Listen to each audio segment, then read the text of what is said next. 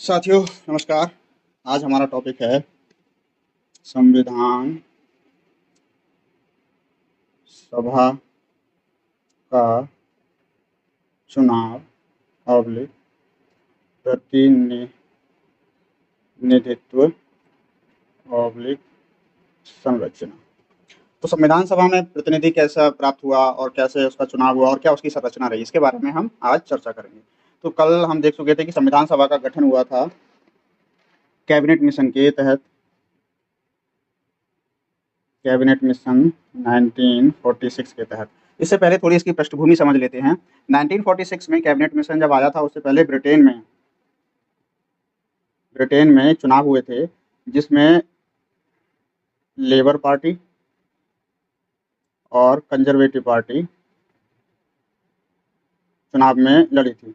इसमें labour party जीती थी और कंजर्वेटिव पार्टी के चर्चिल जो थे जो हारे थे। लेबर पार्टी के जीतने से उस समय जो लेबर पार्टी के पीएम थे क्लीमेंट एटली, उनका जो है भारत के प्रति बहुत ही ज़्यादा सहानुभूतिपूर्ण रवैया था, जिस कारण से उन्होंने एक संविधान गठित करने के लिए मिशन तैयार किया, जिसको कैबिनेट मिशन कहते हैं। कैबिनेट मिशन में 3 लोग थे। कैबिनेट मिशन में 3 लोग उन्होंने दिए थे और ये तीनों के तीनों एटली के कैबिनेट के सदस्य थे, इसीलिए इसको कैबिनेट मिशन भी बोला जाता है। ये सारे के सारे ब्रिटिश कैबिनेट के सदस्य थे,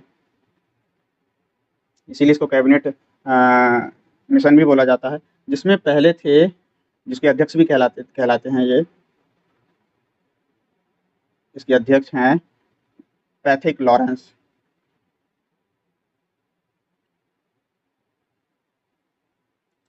जिसमें इसके दूसरे सदस्य थे, उनका नाम है स्टैफोर्ड क्रिप्स।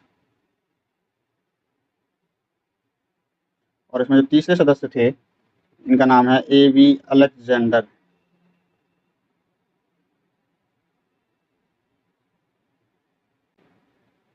इस तरह से ये 3 लोग जो हैं हमारे कैबिनेट मिशन के तहत आए थे और इन्होंने अपनी एक योजना प्रस्तुत की थी। जो योजना इन्होंने 16 मई 1946 को प्रस्तुत की और इसी योजना के तहत संविधान सभा का गठन हुआ और यह निर्धारित हुआ कि कैसे इसका प्रतिनिधित्व किया जाएगा। तो सबसे पहले हम देखते हैं इसका जो कैबिनेट मिशन ने जो योजना बनाई थी, उसके तहत संविधान सभा का जो चुनाव की बात की, तो चुनाव उन्होंने 2 तरह से बताए थे।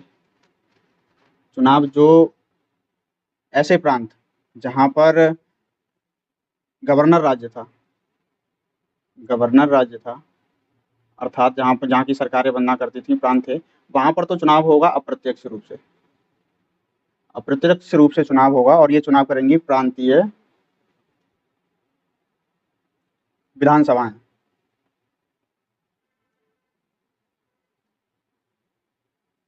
और जो देशी रियासतों का जो चुनाव होगा वो होगा मनोनयन के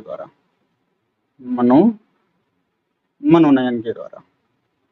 ये वहाँ की जनता और वहाँ के जो राजा थे, रूलर थे, उनके द्वारा निर्धारित करके किया जाएगा। कहीं-कहीं पर चुनाव के द्वारा भी किया गया था और नहीं तो अधिकांश जगह पर मनोनयन के द्वारा देशी रियासतों से संविधान सभा में सदस्य आए थे। जो देशी रियासतों के जो सदस्य थे वो थे 93 टोटल, और जो प्रांतों से चुनाव होना था वो थे 292 सदस्य, जो प्रांतों से चुनाव होकर आने थे।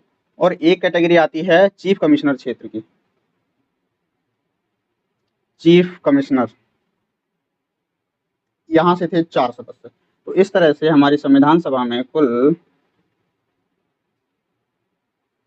389 सदस्यों की संविधान सभा का प्रस्ताव रखा गया था। इस प्रस्ताव में यह भी बताया गया था कि जो चुनाव होगा,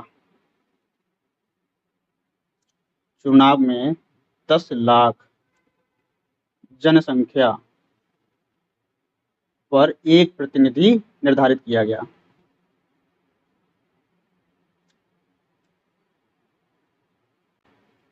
दस लाख जनसंख्या पर एक प्रतिनिधि का निर्धारण किया गया। और जिस तरह से सीटें बांटी गई, ये जो प्रतिनिधियों का निर्धारण किया गया 3 समुदायों में किया गया। 3 समुदायों में, और वो समुदाय कौन कौन से थे? एक था सामान्य, दूसरा था मुस्लिम और तीसरा था सिख। ये 3 समुदाय थे और ये सीटों का निर्धारण जो किया गया था कि जिस समुदाय को जो सीट मिली है उस राज्य में उस समुदाय के सदस्यों के द्वारा ही उस सदस्य का निर्वाचन करके संविधान सभा में भेजा जाएगा। तो इस तरह से आनुपातिक प्रतिनिधित्व प्रणाली एकल संक्रमणीय मत पद्धति के द्वारा सदस्यों का चुनाव किया गया था, जो कि अप्रत्यक्ष चुनाव था, जो कि डायरेक्ट जनता के द्वारा नहीं किया गया था। वहाँ की प्रांतीय विधानसभाओं में जो समुदाय के सदस्य हुआ करते थे उनके द्वारा उस समुदाय के सदस्यों को चुना गया था। तो ये तो हो गया सदस्यों का चुनाव। तो अब सदस्यों का जब चुनाव हुआ कब था, तो चुनाव हुआ संविधान सभा का चुनाव जुलाई अगस्त 1946 में हुआ। और यह चुनाव जो हुआ था 296 सीटों के लिए हुआ था, क्योंकि 93 सीटें तो उसकी थी देसी रियासतों की कुल 289 में से, और 292 और 4 सीटें इन दोनों को मिलाकर, जो कि गवर्नर प्रांत के थे 292 और जो चीफ कमिश्नर के क्षेत्र के 4, दोनों को मिलाकर 296 सीटों पर चुनाव हुआ। और इस चुनाव में कांग्रेस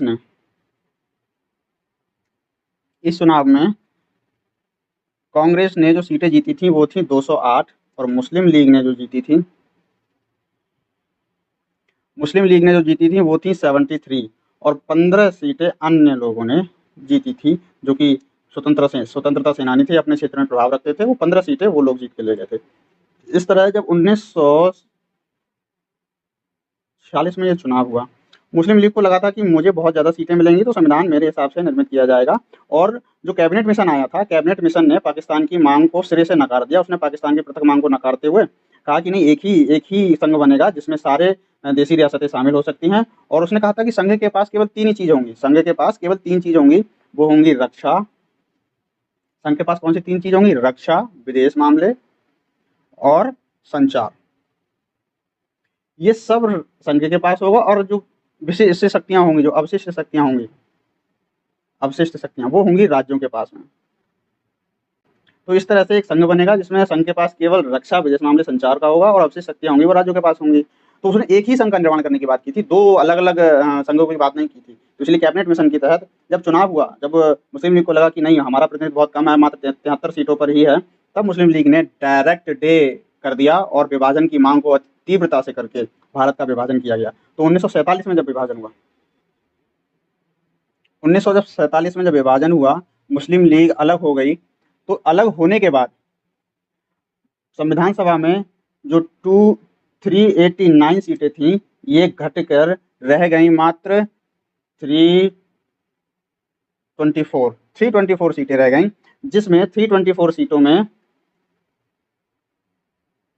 232 सीटें थी गवर्नर प्रांतों की,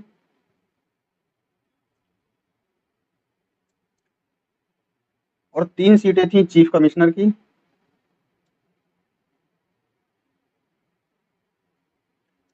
और 89 सीटें थी देसी रियासतों की।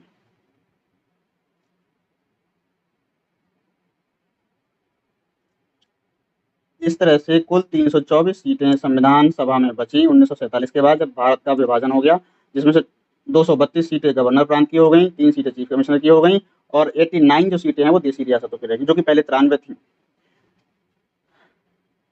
इस तरह से संविधान सभा में सीटों का आवंटन हुआ। अब जब संविधान सभा में जब सीटें हुई, तो सबसे ज्यादा जो सीटें रही, नंबर 1 स्थान पर था, वो था संयुक्त प्रांत। संयुक्त प्रांत को जो सीटें मिली थी वो मिली थी 55। दूसरे स्थान पर था मद्रास। मद्रास को जो सीटें मिली थी वो थी 49, और तीसरे स्थान पर था बिहार, और जो बिहार की जो सीटें थी वो थी 36। तो इस तरह से सबसे ज़्यादा संविधान सभा में सीटें रहीं वो संयुक्त प्रांत की रहीं, फिर मद्रास की रहीं, और फिर बिहार की रहीं। और अगर देसी रियासतों की बात करें तो देसी रियासतों में सबसे ज़्यादा सीटें थीं, सबसे बड़ी रियासत भी थी हैदराबाद की। लेकिन एक विडंबना ये रही, इसकी जो सीटें थी वो थी 16, लेकिन 16 सीटें होने के बावजूद भी कोई भी सदस्य